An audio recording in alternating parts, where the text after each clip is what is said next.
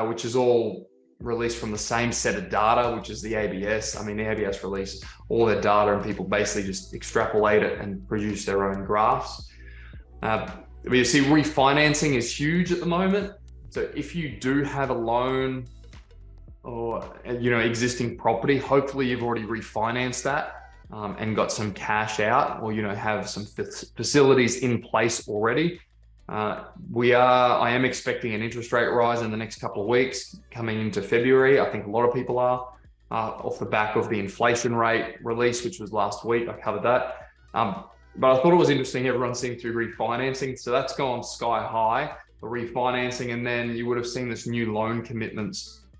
And I'll show you another graph which goes through state by state, because you've got to remember that 3/4 of Australia's property wealth is actually in Sydney and Melbourne. So a lot of this is dictated by the Sydney and Melbourne market. But yeah, we've fallen off a cliff since around about February. And then there's some key stats around the construction. So this is the next, I keep saying the next 12 months will be the best buying opportunities for the next cycle. Every indicator that I'm looking at is pretty much leading to that. Overall, I'm talking about. I'm sure there are going to be areas that are going to perform better than others, or perform worse in the next 12 months. But what I wanted to show you was basically, lending is going down. The market is cooling. You'll see that from stock on market in a lot of areas, not every area, but it is area specific. So just keep that in mind. There's a couple of key things in these lending indicators. So this is just an extrapolated version of what I just showed you. And I thought a couple of these were really interesting. I'm just going to skim over a couple of these. You guys can read this at your leisure if you wish. The ones I wanted to pick out, see, that's your refinancing. Was business. So you got personal loan commitments, new loan commitments, personal fixed term loans. So business was the one thing I looked at as well, because business does drive a lot of our economy. Business loans, a lot of our economy is based on debt, whether that's housing, business, whatever that is. So if you do own a business, you'll resonate with business financing. Just from experience, I haven't had any business financing. All my financing has been through property directly, as in through the developments. But when business financing starts to come off, then obviously there's less liquidity in the market. So that's happening at the moment. You can see it around the rest of the world, especially in the US.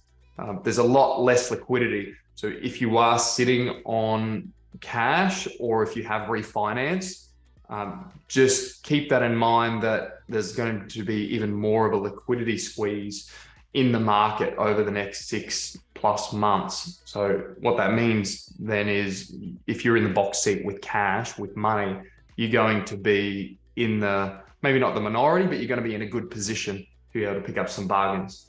And I'm talking about overall in that regard, but there's bargains to be had everywhere. But these next 6 to 12 months is going to be even better. So what I highlighted was the reduction in construction of dwellings, and we've seen new dwellings come off at the end of the home builder grant. But I did notice, it is interesting. It's down 16% over the year, and just in the month, and this is till November. So this is only going to get worse, and we're down 7%. So construction is coming off. Construction prices, I think, will come back, but I don't think we're going to see a massive change. I think all we're going to see is just builders being more competitive again in the next little bit. So I think construction prices might come back by 10%. That's sort of my gut feeling, because I've seen it happen before. They go up by 30% and then they sort of come back by 10%. And that may happen by the middle of the year. So if you're looking at getting into a project now and your build timing isn't until the end of the year, or into 2024, I think it's going to be a lot easier to get a builder. Again, it is market specific. Don't rely on that as a general. You're just going to have to check your own market. But overall, construction is falling. Construction commencements and building approvals are falling. So every time I've seen both of those fall, the market gets ready for another boom cycle. And then the other thing I wanted to point out was the state-by-state new loan commitments. And you can see the top two, Sydney and Melbourne, dictate a lot of the market. So you know that loan commitment graph that you saw earlier, a lot of that takeoff is in Sydney and Melbourne. So you got Brisbane less, and then whatever that one is, South Australia, no WA, and then that's probably South Australia. So keep in mind, if you are or aren't in Sydney and Melbourne, yes, a lot of those markets have cooled quite substantially. But outside of that, like Brisbane markets, for example, I was just reading an article that Brisbane has had the biggest decline in history, like the fastest, but every area I'm in Brisbane hasn't declined at all over that period. So, same with Sydney and Melbourne, same with other areas. Just because the media article says, the whole city's gone down by 10% doesn't mean every property has gone down. There'll still be properties that are growing in those areas, as like mine. And when you get a development approval on a property, you manufacture your own growth. So, you can get a development approval in a downturning market like we're in at the moment, get liquidity back, and then go and buy other properties, which is exactly my strategy for this year. So I'm going very hard this year. But anyway, I just thought I'd point that out, that pretty much from what I can see, all indicators are pointing to one thing, and that is that we're going to have a really quick down market, and we're going to bounce back really quick. And the bounce back's only off the undersupply. If it wasn't for undersupply, we'd be stuffed. I think our property market would be stuffed because it's highly driven by supply and demand. So that's it that I want to mention on that. I can see there's one comment. Oh, okay. Cigar, you just said hi. All right, cool. Any questions? Anything anyone want to add to that?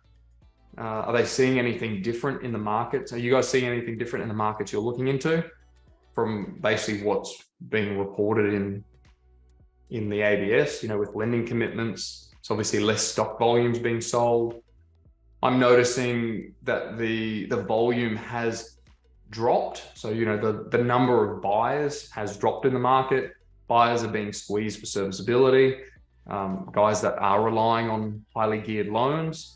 But overall, it's sort of, in the markets I'm in, it seems to just be back to a normal market, from what I can tell. And it was actually probably, to be honest, it's probably better now than what it was in 2019 before COVID in the markets I'm in. That being said, I do know some other developers in Melbourne where they're telling me the market is absolutely terrible in certain parts on the outskirts. And also I'm hearing that with the unit market as well in Melbourne in particular.